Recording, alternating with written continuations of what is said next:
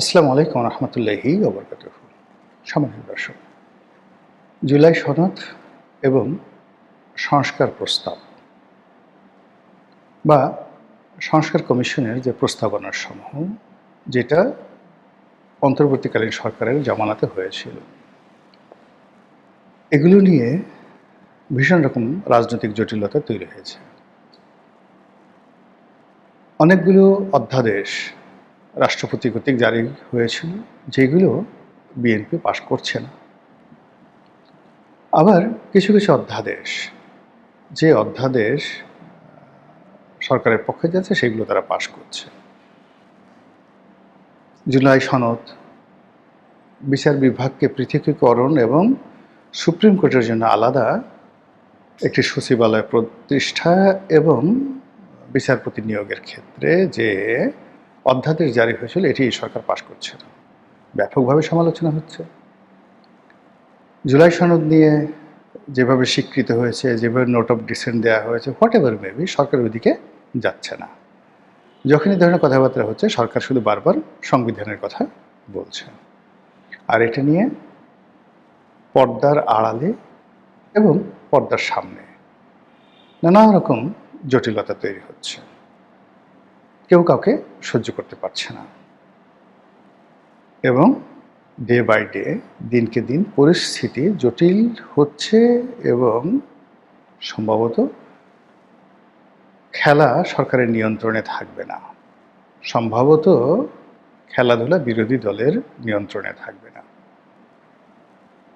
এখানে তৃতীয় পক্ষ, চতুর্থ পক্ষ, দেশি বিদেশি শক্তি ঘোলা পানিতে মাছ শিকারের চেষ্টা করবে। আর আমাদের যখন সবার হুঁশ হবে, তখন আমরা দেখব টুস করে কে যেন ঢুকে পড়েছে। আবার আমি বলছি, আমাদের যখন হুঁশ হবে, তখন আমরা দেখব যে টুস করে কে যেন ঢুকে পড়েছে। আচ্ছা, এরকম কেন হলো? এটা তো হওয়ার কথা নয়। মূল ব্যাপার হলো যে ডক্টর মোহাম্মদ ইউনূস যখন ক্ষমতায় এলেন, আমরা তো ধরে নিয়েছিলাম যে তিনি 5 বছর থাকবেন, সুন্দর করে দেশ চালাবেন। কেন তিনি পারলেন না? আবার নির্বাচনের আগে যেভাবে ভাইব তৈরি করা হলো, আমরা তো ধরে নিয়েছিলাম যে জামাত ক্ষমতায় আসছে, কেন জামাত ক্ষমতায় এলো না? আমরা তো ধরে নিয়েছিলাম যে তারেক রহমান সাহেব দেশে আসবে না। তারপরে আমরা ধরে নিয়েছিলাম যে নির্বাচন হবে না। সবাই ধরে নিলাম, কিন্তু নির্বাচন হয়ে গেল। কেন হলো? বোঝার চেষ্টা করুন যে মানুষের যে স্বাভাবিক প্রেডিকশন, আশা আকাঙ্ক্ষা, ওর বাইরে যা কিছু ঘটে, দ্যাট ইজ ম্যাজিক্যাল। এবং সেখানে 2 নম্বর কিছু থাকে। মানুষের মুখে জয়, মানুষের মুখে ক্ষয়। মানুষ যেটা বলে, সেটা যখন ঘটে, তখন সেটা সফলতা লাভ করে, সার্থকতা লাভ করে। আর মানুষকে অবাক করে, মানুষকে চদু বানিয়ে, বেকুব বানিয়ে, আমরা আঞ্চলিক ভাষায় যেটাকে বলি ভোদাই, মানুষকে ভোদাই বানিয়ে যখন রাজনীতিতে, অর্থনীতিতে, সমাজে কোনো একটা ঘটনা ঘটে, যারা এর দ্বারা মানুষকে বেকুব বানায়, তারা খুব দ্রুত এমন বিপদে হয়ে যায়, তারা নিজেরাই তখন ভোদাই হয়ে যায়। কয়েকদিন পরে অনেকটা চোদনা হয়ে যায়। যেটা ঘটলো কি করে? অতীতে সবাই, এই যে যখন এরশাদ সাহেবের পতন হলো, এরশাদ সাহেবের পতন হলো তার একদিন আগেও দেখা গেল যে শাহ মুয়াজ্জেম সাহেব বিপুল বিক্রম নিয়ে বলছিলেন যে ক্ষমতা কি এরকম জিনিস যে এটা 0 পয়েন্টে হস্তান্তর করব। কিন্তু যখন ক্ষমতা হস্তান্তর হয়ে গেছে, তখন শাহ মুয়াজ্জেমের কাছে সেই খবর পৌঁছানোর আগেই ক্ষমতা হস্তান্তর হয়ে গেছে।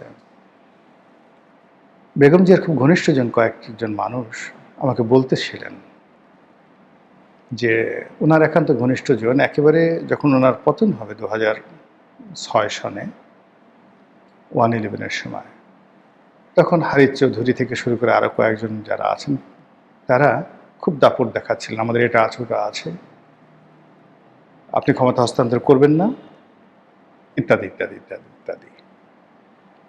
কিন্তু পরবর্তীতে যখন 1/11 ঘটে গেল, সবার আগে দেখা গেল যে ওই লোকগুলো নাই হয়ে গেছে। বেগম জিয়ার পাশ থেকে সবার আগে সেই লোকগুলো পালিয়ে গেছে।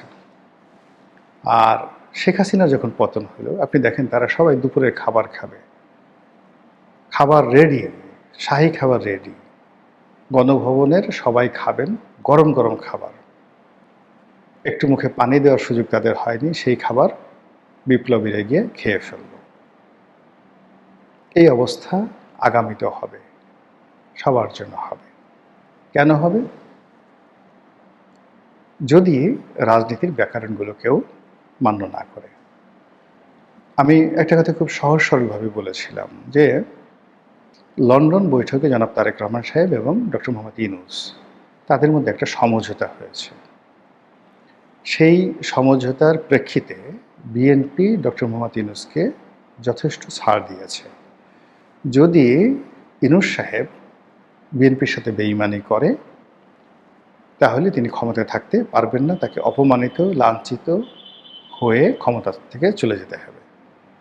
সেকেন্ড থিং হলো, ইউনূস সাহেব যদি বিএনপির সাথে কৃত যে কমিটমেন্ট সেটা রক্ষা করেন, ক্ষমতা হস্তান্তর করেন, তাহলে বিএনপি ডক্টর মোহাম্মদ ইউনূসকে যে সকল আশ্বাস দিয়েছেন টু দি পয়েন্টে, কোনো রকম প্রশ্ন ছাড়া, কোনো রকম বাছবিচার ছাড়া এবং কোনো রকম নীতি নৈতিকতা ছাড়া যে কমিটমেন্ট দেওয়া হয়েছিল সেই কমিটমেন্টগুলো তাকে রক্ষা করতে হবে।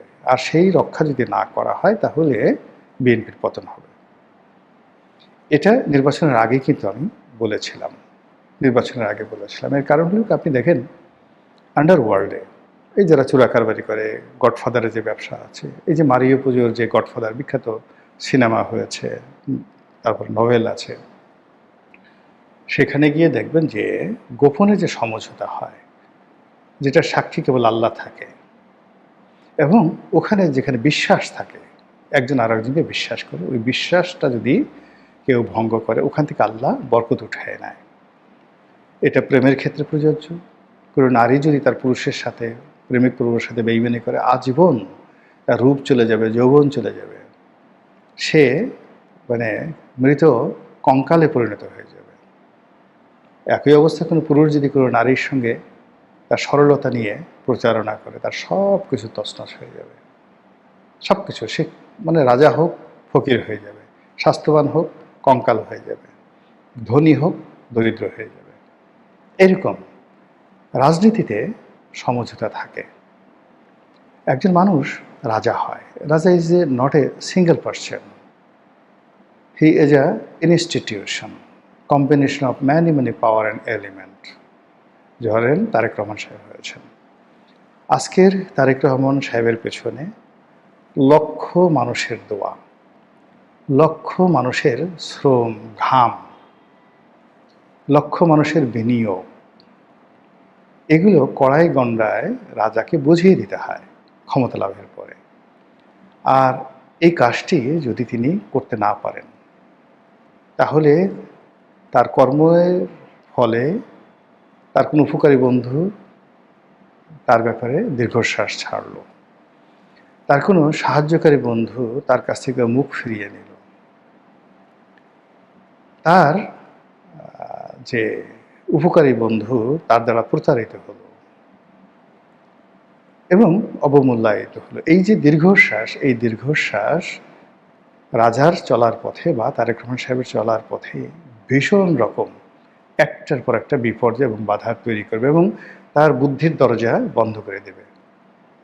তিনি ভালো সিদ্ধান্ত নিতে পারবেন না, তার চোখের উপর পর্দা পড়ে যাবে, মনের উপর পর্দা পড়ে যাবে, সে একটার পর একটা ভুল করতে থাকবে।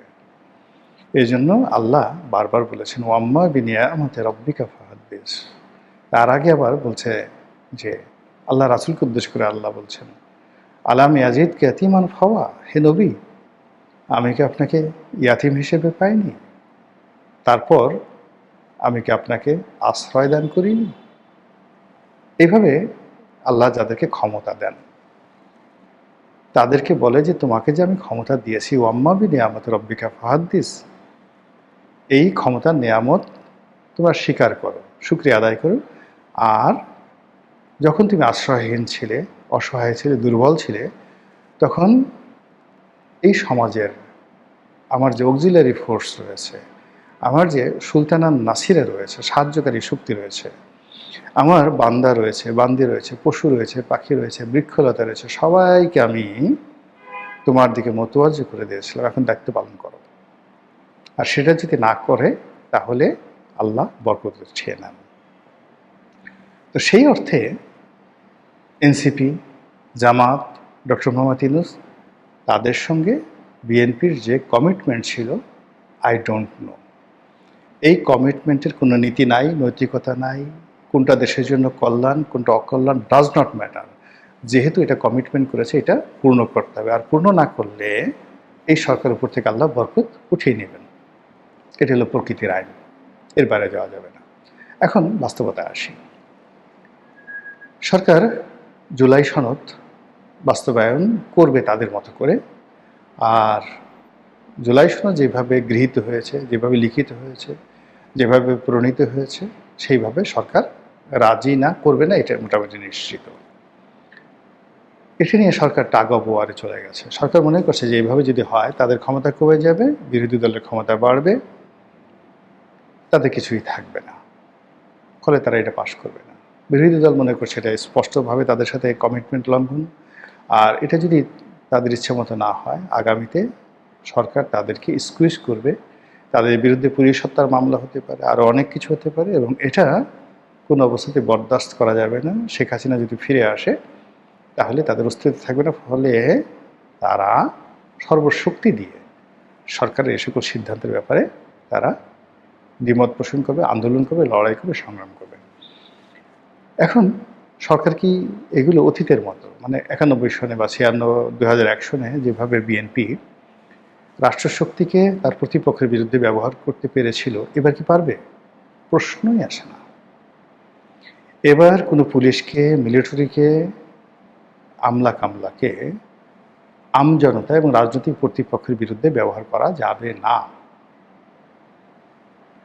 এবার যেটা হচ্ছে সেটা হলো দলীয়করণ, মানে একদল আমলা আরেক দল আমলাকে বঞ্চিত করছে, মানে নিজেরা মারামারি করছে। কিন্তু ইনফিল্ডে গিয়ে কোনো পুলিশ কর্মকর্তা লাঠিচার্জ করবে, আগের মতো ভয় দেখাবে, তারপরে যাকে বলা হয় গুম করবে, এই জিনিসগুলো এখন হবে না।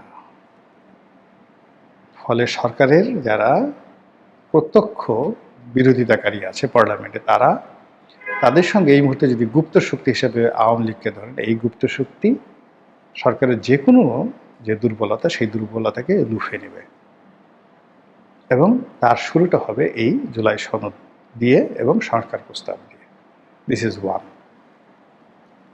সেকেন্ড থিং হলো যে 2024 সনের জুলাই আগস্টে যে শক্তিটা ছিল রাজপথে, তাদের মধ্যে মিলিটেন্সি ছিল, তাদের অস্ত্র ছিল, অর্থ ছিল, ঐক্য ছিল, বুদ্ধি ছিল, প্রজ্ঞা ছিল, তার একটাও কিন্তু কমেনি, বরং তারা এখন আরও বেশি অভিজ্ঞতা সম্পন্ন, বেশি ধনশালী, এবং অতীতের যে কোনো সময়ের চেয়ে তাদের আত্মবিশ্বাস অনেক বেশি। আপনি ধরেন এই 18 মাস নাহিদ, আসিফ মাহমুদ সজীব ভুঁইয়া, হাসনাত, সার্জিস, তারা যেভাবে চলাফেরা করার পরে তাদের যে শক্তি বেড়েছে, কনফিডেন্স বেড়েছে, তারা এখন কে প্রধানমন্ত্রী, কে মন্ত্রী, এদেরকে গণায় ধরার মতো অবস্থা তাদের নাই। বিশ্বাস এমন একটা জায়গা, আমি নিজেকে দিয়েই বলি। ধরুন আমি যখন সংসদ সদস্য হয়েছি, তখন একজন এসপি লেভেলের কর্মকর্তা বা ডিসি লেভেলের কর্মকর্তা, তাদের সঙ্গে কথা বলতে আমার সংকোচ হতো। একজন এসপি সাহেবের ফোন দিব, কি মনে করবে? একজন সচিবকে টেলিফোন করব বা তার রুমে ঢুকবো, এই বিশ্বাসই তো তখন হয়নি। আমি একজন সংসদ সদস্য, কিন্তু আরেকজন এমপি, সিনিয়র এমপি বা একজন মন্ত্রীর রুমে যাব, এই ধরনের বিশ্বাস হয়নি। কিন্তু দেখেন, ঘটনা পরিক্রমা এখন আমার কিছু নেই, কিন্তু আত্মবিশ্বাস এমন একটা পর্যায়ে পৌঁছে গেছে যে আমি এখন একজন ডিসিকে ফোন দেবো, এসপিকে ফোন দেবো, কল্পনাই করতে পারি না। কী দরকার? আমি তো সরাসরি মন্ত্রীকে বলতে পারি, আমার প্রয়োজন হলে তো আমি সরাসরি সচিবকে টেলিফোন করে বলতে পারি। এই যে আত্মবিশ্বাস, এই আত্মবিশ্বাসটা যেভাবে আমার হয়েছে, গত 17 মাসে যারা ছিলেন জামাতের লোক, এনসিপি লোক, তাদের মধ্যে এই আত্মবিশ্বাসটা গড়ে উঠেছে। কাজেই এখন যারা মন্ত্রী হয়েছেন, এমপি হয়েছেন, তারা খুব সহজে আন্দোলনকারীদের উপর ছড়ি ঘুরাবেন, এটা সম্ভব নয়। কিংবা পলাতক যে সকল আওয়ামী লীগ নেতা বা বাংলাদেশে যে সকল আওয়ামী লীগ নেতা রয়েছেন তাদেরকে 2001-এর মতো 1991 সালের মতো তারা ওইভাবে ভয় দেখাবে, সেটাও এখন সম্ভব হচ্ছে না। কাজেই সরকারের জন্য কিন্তু সব কিছু জটিল হয়ে গেছে। এই জটিলতা থেকে যদি তাকে বের হতে হয়, তাকে ইজি হতে হবে, অনেস্ট হতে হবে, কমিটমেন্ট রক্ষা করতে হবে এবং কোনো অবস্থাতেই ছলচাতুরি করা চলবে না। আর তাদেরকে বুদ্ধির উপর নির্ভর করতে হবে, সততার উপর নির্ভর করতে হবে, কৌশল দিয়ে প্রতিপক্ষকে ঠকিয়ে, ভয় দেখিয়ে অথবা রাষ্ট্রশক্তিকে দলের সাথে একীভূত করে কোনো একটা সুবিধা নেওয়া, অতীতে যেই জিনিসগুলো হয়েছে এটা পরিবর্তিত জুলাই বিপ্লবের পরে একেবারে অসম্ভব একটা বিষয়। ফলে কি হলো, এই যে সময় যাচ্ছে এই সময়টাতে জুলাই যেটা সনদ বা যাকে বলা হয় সংস্কার প্রস্তাব নিয়ে যে জটিলতা তৈরি হয়েছে, এখন সরকারকে যারা বুদ্ধি দিচ্ছেন, যখন বিরূপ পরিস্থিতি হবে তাদের কাউকে খুঁজে পাওয়া যাবে না। যেভাবে ডক্টর মোহাম্মদ ইউনূস এখন আলী রিয়াজকে খুঁজে পাচ্ছেন না, বদিউল আলম মজুমদার ইয়ানফসি করছেন, তারপরে ব্রিগেডিয়ার সাখাওয়াত ইয়ানফসি টু দি পাওয়ার 4, বদিউল আলমের সে 4 গুণ ইয়ানফসি করছে। ডক্টর মোহাম্মদ ইউনূস এখন আর সেই জনাব শফিক সাহেবকে খুঁজে পাচ্ছেন না, তার যে বিখ্যাত প্রেস সচিব, সাপোজ টু বি বাংলাদেশের তথ্যমন্ত্রী হবেন। নাহিদ যদি প্রধানমন্ত্রী হতেন তাহলে তিনি হতেন তথ্যমন্ত্রী, তাকে তিনি আর পাচ্ছেন না। তিনি পাচ্ছেন না আরও অনেককে যারা বড় বড় কথা বলতেন। আপনি এখন আসিফ নজরুলকে খুঁজে আনতে পারবেন না, আপনি এখন রেজওয়ানাকে সামনে আনতে পারবেন না। কোনো টকশোতে আপনি ইউনূসের পক্ষে একটা ট্রুশব্দ করার মতো, পক্ষে বলার মতো কোনো টেলিভিশন 1 লাখ টাকা দিয়েও কোনো উপদেষ্টাকে আনতে পারবেন না। সে বলবে আমি ঘর থেকেই বের হব না, আমার সেফটি সিকিউরিটি কে দেবে। যদি এই অবস্থা হয় অল্প কয়েকদিনের মধ্যে, ফলে এখন যারা সরকারকে দুষ্টু বুদ্ধি দিচ্ছেন, এরা যেভাবে আওয়ামী লীগের 17 বছরে এদের কারো টিকিটই দেখা যায়নি, কারো কণ্ঠে শব্দ ছিল না, কারো কলমে কালি ছিল না, কারো পরনে পোশাক ছিল না, দিনের আলো যাদের অসহ্য ছিল, রাতের অন্ধকার ধান ক্ষেত যাদের প্রিয় ছিল, সে মানুষগুলো এখন হামবীর হয়ে গেছেন, মহাবীর হয়ে গেছেন। আমি হামবীর, আমি মহাবীর, আমি ধূমকেতু, আমি উল্কা, বিদ্রোহী কবিতার মতো। এটা আবার যখন দুঃসময় আসবে এদের কাউকে খুঁজে পাবেন না, কাউকে দেখতে পাবেন না।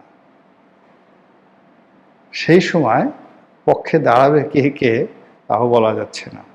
যেভাবে আওয়ামী লীগের মতো লোক 17 বছর বসে 17 জন মানুষ তৈরি করতে পারেনি, এই বিপদের সময় বাংলাদেশে দাঁড়িয়ে একটা উফ শব্দ করতে পারে, এরকম আওয়ামী লীগের যেমন লোক নেই। বিএনপির অবস্থা কি হবে? আওয়ামী লীগের চেয়ে খারাপ হবে না ভালো হবে, এটা আপনারা এই সিদ্ধান্ত নেন। আসসালামু আলাইকুম রহমতুল্লাহি ওয়া বারাকাতুহু।